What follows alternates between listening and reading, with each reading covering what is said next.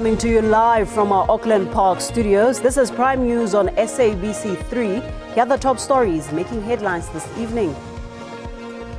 Standing there, it's him and Mr. Katiso Mulife, who is then accompanying his visitor.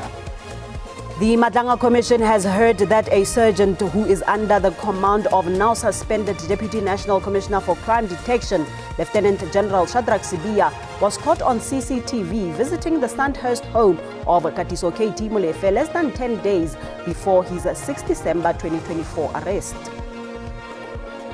He could have, as deputy ministers, maybe, discussed it with us.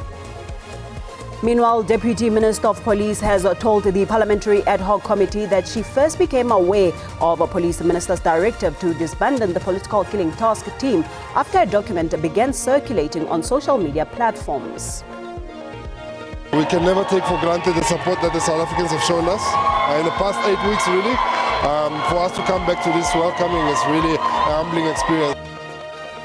And the women Proteas have received a hero's welcome at OR Tambo International Airport after their participation at the ICC Women's Cricket World Cup in India.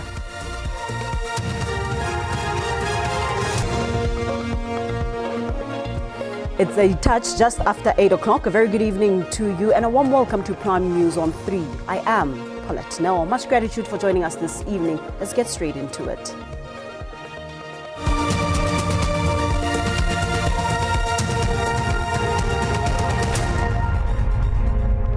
We begin with this tonight. The Madlanga Commission has heard that a sergeant who is under the command of now suspended Deputy National Commissioner for Crime Detection, Lieutenant General Shadrack Sibiya, was caught on CCTV visiting the Sandhurst home of Katiso KT Mulefe less than 10 days before his 6 December 2024 arrest.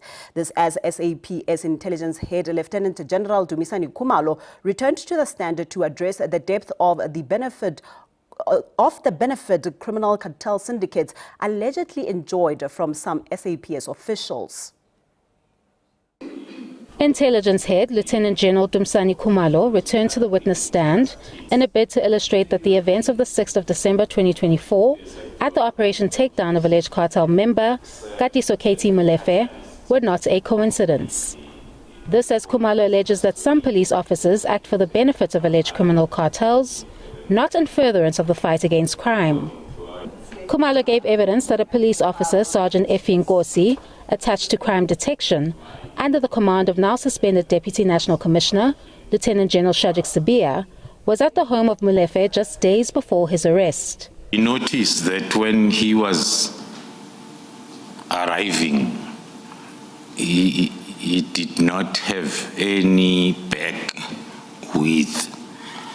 So now this second video is showing, okay, maybe standing there, it's him and Mr. Katiso Mulife, who is then accompanying his visitor back to his car. And then we notice that the sergeant is now carrying a white paper bag. Khumalo, however, could not confirm the contents of the said bag. We're still trying to get the systems that will make us be able to see behind bags. The Commission further heard that Sergeant Nkosi drove a SAPS official car that did not have the vehicle tracking installed, meaning that the movements of the car could not be traced. Khumalo further showed evidence of the same BMW vehicle at the home of Sibiya during the October 2025 raid at his house. Evidence relates to my last part of interference that I was leading, which is around Sergeant Nkosi, that I reflected that he is attached to the office of the Deputy National Commissioner, Lieutenant General Sibiya, and the evidence will be talking to the link that has been identified through Sergeant Nkosi. The hearings continue. Kani Mapanga, SABC News, Pretoria. Meanwhile, Deputy Minister of Police Dr. Shela Bushiela has told the Parliamentary Ad Hoc Committee investigating the same allegations that she first became aware of Police Minister Senzo Mchunu's directive to disband the political killing task team after a document began circulating on social media platforms. She emphasized that her office received no prior notice or consultation regarding the instruction. I became aware of the minister's letter and directive, which was issued on the 31st of December 2024, while it was circulating in the social media. And I assumed it was fake until when the minister called me in the early January, around 6-7, to inform me that the letter that was circulating was not fake. He wrote it himself. In terms of how I felt, I was a little bit disappointed that I thought we were working together, and before you could take out the letter, I've read all the letter, all of it, and I thought it could have, as deputy ministers, maybe discussed it with us, but maybe as the executive authority, he felt that he didn't want to discuss it with me, but I was disappointed. In other related news, police are investigating a case of attempted murder after the car which businessman Brown Mokgotsi was traveling in was shot at in Vosloorus, Ekurhuleni on last night. Mokgotsi has been under the spotlight in recent weeks for his alleged association with the top police officials and his interference within the criminal justice system. Police say they are still waiting on Mokgotsi to give a formal statement about the incident. However, they will continue to investigate even if he fails to do so. At around, I think it was 10 o'clock last night, we received a call on reports of a shooting in this area of Vosloorus. It was actually a private security individual who made the call, and the acting station commander then dispatched resources and personnel to that particular crime scene. When we arrived, we found Mr. Brown Mokgotsi on the scene, and we interviewed him. He alleges that there was a white bakkie that was following him and then started shooting at his vehicle. We then mobilized the necessary forensic teams to attend to the scene, your ballistic experts, your fingerprint experts, and so on, where they collected all available physical evidence that will be able to assist us to determine exactly what transpired. But for now, we are investigating a case of attempted murder. To this now, the Independent Electoral Commission is proposing a number of amendments to the Electoral Act ahead of next year's local government elections. The proposals include automatically deregistering unrepresented political parties that fail to notify the Chief Electoral Officer of their continued existence by the prescribed date, amongst other things. The IEC is confident that the legislative amendments it is proposing will be concluded on time. It is scheduled to present a draft bill to the Portfolio Committee on Home Affairs in Parliament on a number of amendments on the Electoral Act ahead of the local government elections. It's to make it clear that objections are only competent against the provisionally compiled voters' roll. In other words, the voters' roll that has not yet been certified for use in an election. This is necessary in order to facilitate certainty in preparations for any impending elections. The second one is to clothe the Commission with remedies that it could consider in deciding an objection to a provisionally compiled voters' roll. Such remedies could include, but are not limited to, the removal of an address where such is in dispute, thereby ensuring that the voter will provide the address before they are allowed to vote at the voting station. The Commission says it's working to correct the shortcomings experienced in the May 2024 elections.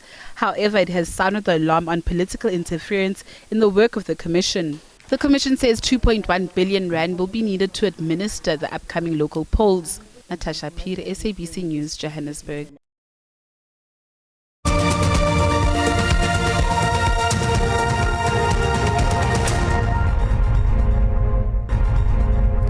Welcome back to this now. The South African Communist Party has confirmed the disbandment of its KwaZulu-Natal provincial structure. This comes after the meeting of the SACP's political bureau held at the weekend in the Northwest Province. The SACP's Politburo is the highest decision-making body of the Communist Party. In between, its central committee discussed the economic, political and organizational situation facing the working class in the country. In discussing the strengths and weaknesses of working class organization in the country, the political bureau placed the SACP at the center and began its analysis with the strengths and weaknesses of the SACP, looking at all provinces and districts. It then came to the conclusion that to strengthen the capacity of the SACP in the province of Moses Mabhida, being KwaZulu-Natal, given the tasks at hand as well as the battles that lie ahead, is to dissolve the Provincial Executive Committee and put in place processes leading towards provincial general councils and a provincial congress. The South African Cabin Crew Association will approach the CCMA for a certificate to strike at FlySafair. This as a last-ditch attempt to avert a strike action over wages at the company failed to yield positive results. The parties met following the move by the employer to lock out cabin crew members over a wage deadlock. As SACA says it was willing to accept the tabled 4-year agreement of between 6 and 7%, but says the employer included in the final documents some non-financial benefits that were not bargained for. The South African Cabin Crew Association is the majority union at FlySafair, accounting for 62% of the 800 workers. The union has been locked in months of wage negotiations at the airline, starting its demand at 15%, but says the workers had drastically shifted from the initial position to consider a tabled 4-year offer of 6% in the first year and 6.9% in the 4th year. SACA President Christopher Shabangu accuses the employer of negotiating in bad faith. There are certain issues that still need to be deliberated or still need to be dealt with by the Department of Labor, and those include lunch hour sacrifice. They include things like your overtime, Sunday pay, injury on duty, pregnancy or maternity issues, leave and payments of whilst a member is on maternity leave. The work stoppage will affect operations at major airports. The airline has withdrawn its compromise offer, also approaching the CCMA to intervene. There is still a multi-year offer on the table, and we have approached the CCMA with an application for a Section 150, which is put in place by the CCMA to ensure that in matters of public interest, there is a swift resolution that is managed through mediation managed by them. Katlego Lorodi, SABC News in Johannesburg. SABC, host broadcaster of the G20 South Africa 2025. Welcome back and thanks for staying with us. Here's the latest market update as at 7:30 this evening.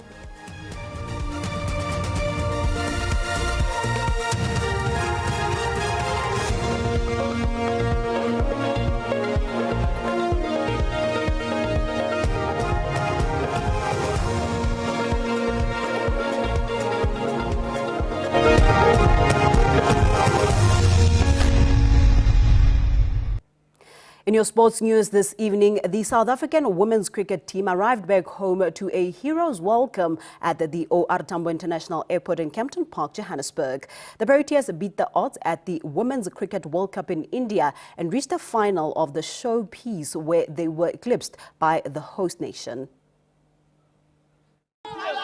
Fans gathered from early Tuesday afternoon, and although every single one of them wanted the team to win the trophy, they are extremely proud of the heights reached. Of course, it would have been nice to win, but he did say that losing is the best teacher, so they got a teacher and they're going to do better next time. Their efforts were rewarded soon after that when the coach and captain led the team out, and they felt the support even when they were in India. We can never take for granted the support that the South Africans have shown us in the past 8 weeks, really. For us to come back to this welcoming is really a humbling experience. We're just happy that we made the country proud. Laura Wolfert received several accolades for her performance. This included being named by the International Cricket Council as captain of the team of the tournament, chosen from all competing nations. At the end of the day, I'm just trying to win games for the team. It's nice things to get on the side, but yeah, I would trade them if we could win the final. But yeah, it just wasn't meant to be for us this year. Not this year, but the foundation is there. That was incredible, and I'm sure those youngsters are going to take it further, back into the domestic system, but also the future of South African cricket. The Department of Sport, Arts and Culture also announced that the team will receive a R1 million bonus. Harry Olivier, SABC News. Well, with that, we now give the reins to the weather desk to see what the temperatures have in store for us. Stay right there.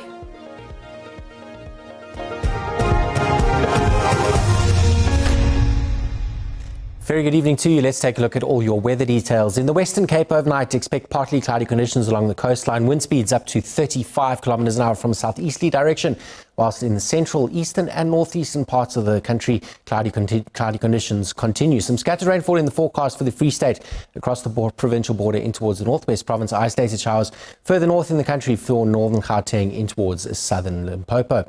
Be on the lookout for an increase in wind speeds along the east coast of South Africa this evening and in towards tomorrow's forecast. The middle of the week sees scattered rainfall through the eastern escarpment with isolated showers along the east coast of South Africa southwards towards Gqeberha. Cloudy conditions continuing through Gauteng, the northwest province and the Free State in towards the Northern Cape, whilst in the Western Cape it's a clearing trend. Sunny skies expected further north with some cloudy conditions and light rainfall along the south coast of that province. Wind speeds up to 40 kilometers an hour tomorrow. Be on the alert this evening for the potential of severe thunderstorms through the eastern escarpment in towards KwaZulu-Natal of South Africa, as well as the potential for damaging winds along the Cape Peninsula. And then ahead towards tomorrow, we expect those trends to continue. Now taking a look at your overnight temperatures, Johannesburg drops to 14 degrees, Durban down to 19, Gqeberha 15, Cape Town the same overnight, warming up tomorrow to a maximum of 26 in Cape Town, Uppington up to a maximum of 37, low 30s expected through the Free State and most of the Northern Cape, whilst Johannesburg is expecting 26, that's partly cloudy conditions and a maximum of 26, while Durban along the east coast up to a mild 23, Richards Bay slightly warmer at 25 degrees on Wednesday. That's all from me. Have a great evening further.